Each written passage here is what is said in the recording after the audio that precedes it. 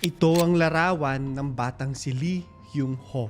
Kaunting oras lamang bago yung pagkidnap sa kanya noong 1991. Isa ito sa mga kwento na hanggang ngayon po laman pa rin po ng hinagpis and even bangungot para sa maraming South Koreans. And to give you an idea about this story, involved po dito ang isang kidnapper.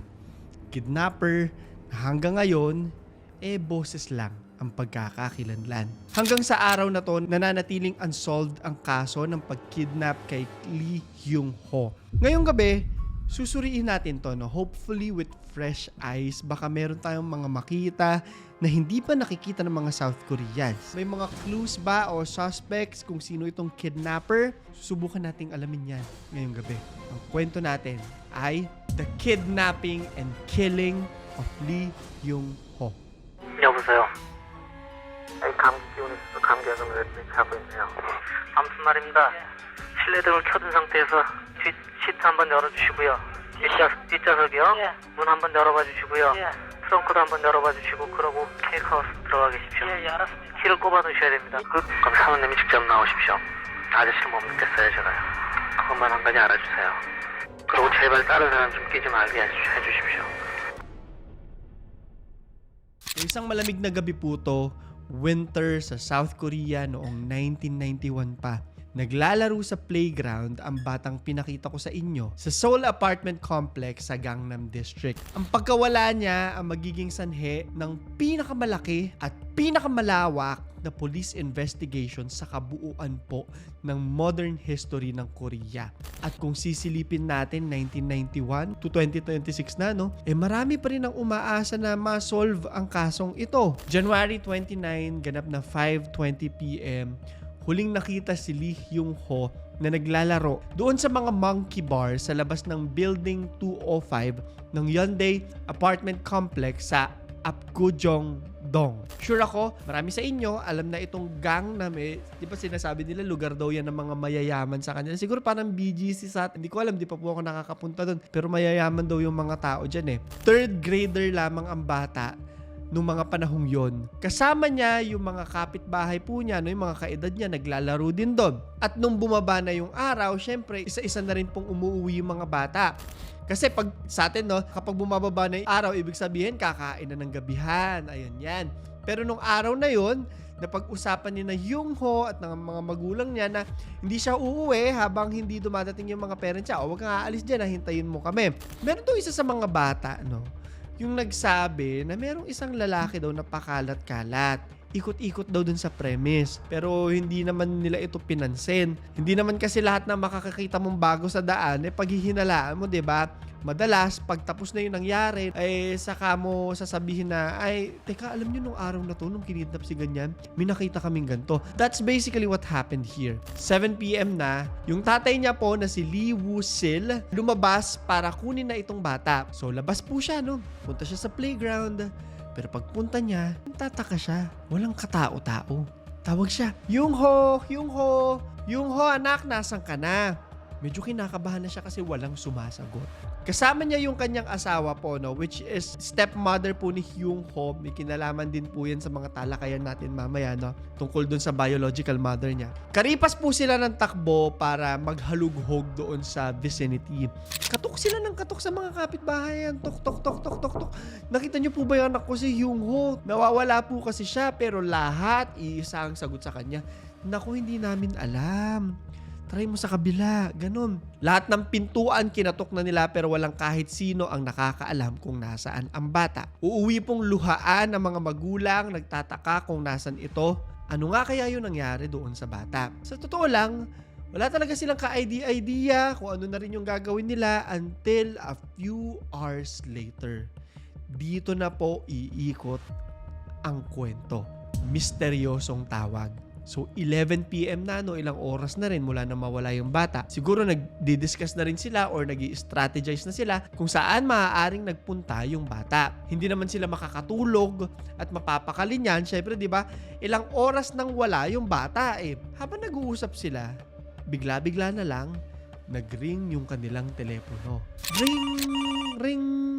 Kinuha niya po. Sinagot niya. Sabi niya, Sino po ito? Merong misteryosong boses sa kabila ng linya. Sabi, nasa amin si Hyung Ho. Ang tanging identifier lang po ng mga pulis at this point po, no, is yung Seoul accent nito. Ayan, iba-iba kasi yung accent natin, di ba? Sa atin, kunyari, may accent na Batanggenyo, may accent ka na Bisaya. Yun sa kanila, may particular accent din daw yung mga taga Seoul. Anyway, nagsalita ulit siya, no, na tatawag ulit ako ha, pagkatapos ng 2 araw. Maghanda ka ng 70 million won at isang sasakyan na may telepono. Kahit anong gawin mo, wag mong sasabihin kahit kanino na tumawag ako sa'yo. Kung i-convert po natin sa panahon natin ngayon, yung value ng 70 million won, ang katapat niya ngayon ay 197 million won. So kung i-convert natin yung 197 million won sa pesos po, no, magiging 8 million mahigit siya. Ganun kalaki yung value niya. Saan ka naman kukuha niya na? Apparently may pera po sila, no? Na malalaman nyo rin naman sa susunod na parte ng kwento. Sabi ng tatay, yung boses daw ng lalaki, kalmado lang daw, wala daw emosyon. Dinescribe nila to na parang nagbi-business lang daw yung kausap mo. Hindi tunog kriminal, kung hindi parang tunog transaction lang, no? Na parang bang sinisingil ka lang over the phone. 그럼 사모님이 직접 나오십시오. 아저씨는 못 믿겠어요, 제가요. 그것만 한 가지 알아주세요. 그리고 제발 다른 사람 좀 끼지 말게 해주십시오. Walang katapusang tawagan. Dito na mag-uumpisa ang isang napakahabang tawagan mula sa ama ni Lee Hyung Ho at ng misteryosong caller. Aabot po ng buwan, no, itong kanilang cat and mouse chase. Ikukwento ko sa inyo. So after 2 days po, no, sabi niya, di ba, tatawag siya at tumawag nga ito. At agad-agad, bilang magulang, inaantay mo yan. Sumagot po itong si Lee Woo-sil. Ano yung nangyari sa baby namin? Maawa ka naman. At least iparinig mo man lang sa amin yung boses niya. Para masiguro nga na buhay pa ito. Sumagot yung caller. Natutulog na siya. Matapos, inumin yung kanyang gamot daw. Technically, hindi narinig kung nagsalita ba itong bata. Noong araw din na yon, sinabihan ito ng caller na pumunta sa Gimpo International Airport. Sabi niya, ibukas mo ng 6 minutes ang trunk matapos ang tawag, tapos isara mo. I-park mo, i-flash mo ng 2 beses yung headlight, iwanan mo yung interior lights, iwan mo yung susi, tapos mag-bus ka papauwi. Of course, sinunod niya to, pero may kasama siyang pulis. Pagkaalis niya, naiwan yung mga pulis, hindi nagpapakita syempre, pero napansin nila na walang kahit sino raw ang pumunta dito. Tumawag ulit yung caller. Bakit hindi ka tumupad sa usapan natin? May nakita ako sa likod ng sasakyan mo. Sabi niya, hindi yung totoo. Walang ganun. Kung saan sinagot siya, gusto mo bang mamatay ang anak mo? Naglalakad-lakad ako dyan, sabi nung caller. Huwag mo nga akong pinagluloloko. However, ang katotohanan syempre ay may mga bantay ngang pulis talaga para huliin itong misteryosong kidnapper. Ang tanong, paano niya nalaman, di ba? Paano niya nakita lahat ng yon? Nung araw na yon, tinawagan na naman po ulit siya, no? Siguro perang-pera na rin po ito. At gusto na naman ng panibagong drop-off. This time around, sa ibang lugar. And this time around, meron silang 2 nahuli. Kukuhain nila yung ransom, pero nung tinatanong sila, hindi daw sila yung kidnappers. Kumbaga parang magnanakaw lang to or nautusan. Tumawag ulit sa kanya yung caller at sinabing, kilala niya yung mga naglalakad-lakad daw na detectives. May mga nakikita raw siya. Sinusuguro niya, hindi ka ba tumawag sa pulis ngayon? Ito yung magiging setup po nila, no? Yung ganyang mga bagay sa mga susunod pang parte ng buhay nitong 2 ito. Nung killer at nung tatay. Walang katapusang tawagan po. Sabi ng misteryosong caller, kapag nangialam ang mga pulis, hindi mo na makikita ang anak mo. Naulit pa to, yung mga ganitong klase ng usapan, pero obviously, wala pong nangyari sa usapan ng mga ito.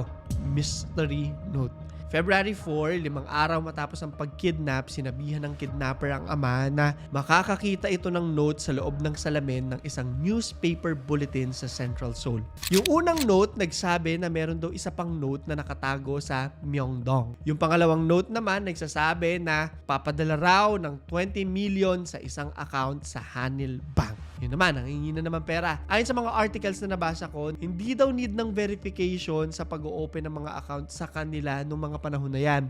Hindi mahigpit, sabihin na lang natin, kaya matapang siyang nagpapapasa ng pera doon. At ganun pa rin yung nangyari. Naghintay ang mga pulis, wala daw dumating, sinabihan na naman siya. Alam mo ikaw, wala ka talagang pakialam sa anak mo, no? last chance mo na to ha. This time around, sabi ng caller na magbibigay ang ama ng 50 million in cash sa isang expressway, sa isang tulay sa Yodo. Sana tama po yung pagkakabanggit ko. Dahil daw ha, sa miscommunication, mali yung naging istasyon ng mga pulis na nag-aabang. Sa ibang lugar sila nagpunta. Wala sila doon sa utility box. Na to be honest, para sa akin po, sobrang suspicious. Of course, wala po akong mapupruweba sa inyo, di ba? Wala naman ako doon, pero suspicious talaga siya. Pagbalik po nila doon, balik tayo, hindi tayo dito dapat. Bumalik sila sa tamang istasyon nila. Wala na raw yung package. Tumawag sa kahulihang pagkakataon po itong lalaki. Sabi niya, hindi mo dapat ako ginugulangan. Etong next na part nun, yung kahuli-hulihang appearance daw nito noong February 1991. Nung mismong araw po na yon, merong isang lalaki yung nag-try mag-withdraw nung account na may 20 million won. Sinabi ng teller, no, ay, sir, frozen po yung account na to. Hindi rin po maandar yung passbook nyo. At nung nakatunog daw yung lalaki, no, oops, may nangyayari. Umalis ito at tumakas. So walang nakuhang fingerprints, wala din daw surveillance system, yung bangko, at ang katangi-tanging bakas lang nito yung memorya nung teller na yon doon sa lalaki. Ang weird din, no, na itong isang massive case na ganito, hindi nabantayan yung magta-try mag-withdraw. Sa akin lang para may something na kumokontrol doon sa enerhiya ng security or hindi ba nila, ewan ko, ulit teorya ko lamang po yan ha. Anyway, ito na yung tanong. Dalawang importanteng bagay. Una, ano na yung nangyari dun sa bata?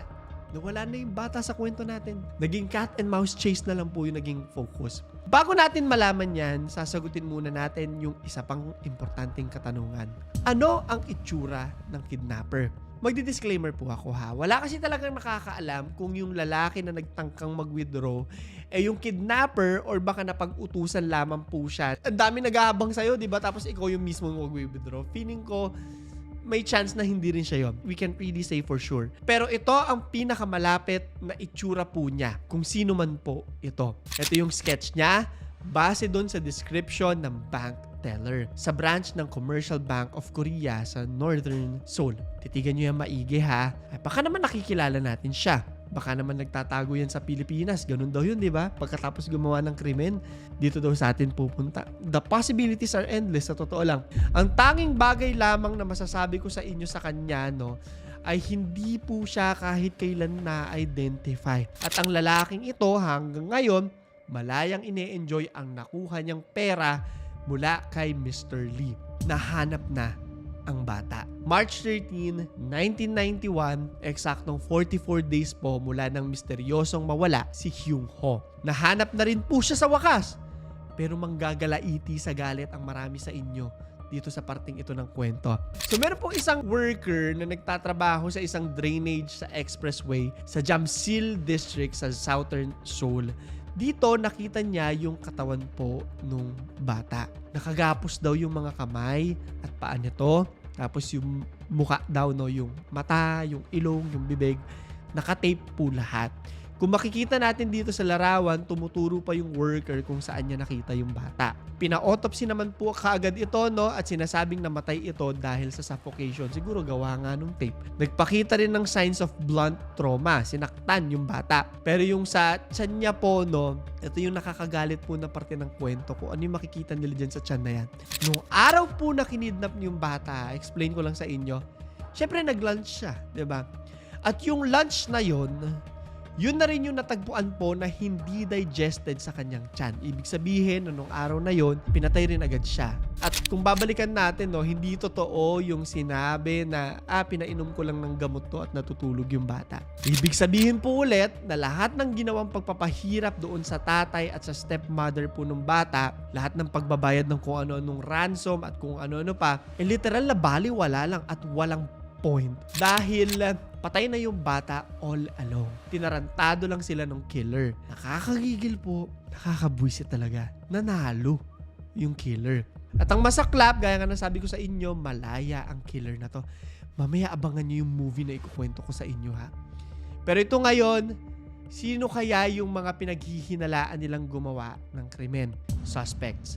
Matapos makuha yung bangkay ng bata, ang una pong sinilip ng mga kapulisan dito ay yung tito nito. Meron daw kasi itong posibleng motibo. Kapatid po siya nung biological mother at tumulong siya na masecure ng ina yung alimony na tinatawag. O yung bang pasimplihin lang po natin, no? Yung parang support ng pampinansyal ng tatay. Hindi ko alam kung technically pwede siyang sabihing bayad, no? Sabihin na lang natin support ng pampinansyal doon sa nanay nung naghiwalay sila. Isa raw ito sa mga tumulong para makuha yan ng nanay. Hindi raw magkasundo itong tito at saka yung tatay ever since. Wala rin daw itong trabaho, baon sa utang, at syempre bilang isang kamag-anak, pamilyar ka sa kalakaran ng pamilya. Alam mo at kilala mo sila. Alam niya kung magkano yung pera ng mga to, kung magkano yung mamanahin. Kaya kung merong maituturo, siya yung alam nilang, ay, alam nitong may pera yung kikidnapin niya. Tandaan nyo ha, yung unang sabi sa kanya, di ba, mag-iiwan ka ng 70 million won. Paano niya nalaman na may 70 million won to? Yung mga pangalan din daw sa bank account, nagmamatch daw doon sa acquaintances, no? Mga kakilala nitong tito. However, ang alibay po nito nasa Gyeongju po siya nung araw nung abduction, nung pagkikidnap. May isang local innkeeper na nagsasabing makakapag-testigo ito na nandun to, tito na to. Wala rin kasing kahit anong physical na ebidensyang makakapagdiin sa kanya sa kaso. Walang proof eh. Kaya hindi siya pwedeng kunin ng mga pulis. Hindi naman pwedeng dahil ang pinaghinalaan mo, kukunin mo na. Wala eh. Although pwede rin na nag-utos siya. Kung magtiteorya ako, yan, nag-utos siya. Alam niya pa rin, siya pa rin yung mastermind. Pero nag-utos siya. Ewan ko ha, hula ko lang yan ha. Ano sa tingin nyo? By 2006 po, eto na yung importanteng update sa kwentong to. No? Which is sobrang nakakainis. Meron silang tinatawag na statute of limitations at nag-expire na to after 15 years. Sa madaling salita po, yan yung time frame para sa proceedings ng mga kaso sa isang bansa. No? Pakilinaw na lang po if may mga lawyers dito. Sa kanila 15 years yan. So after 15 years, if walang nangyari, walang nag-proceed, kailangan na siyang ibaon sa limot, hindi na pwedeng i-pursue sa korte yung kaso. Sana tama yung pagkaka-explain ko po, pero parang ganun. So kahit anong gawin nila, no, kung makita man ng killer ngayon, kung hindi ako nagkakamali, bawal na. Wala na. Tapos na. Teorya.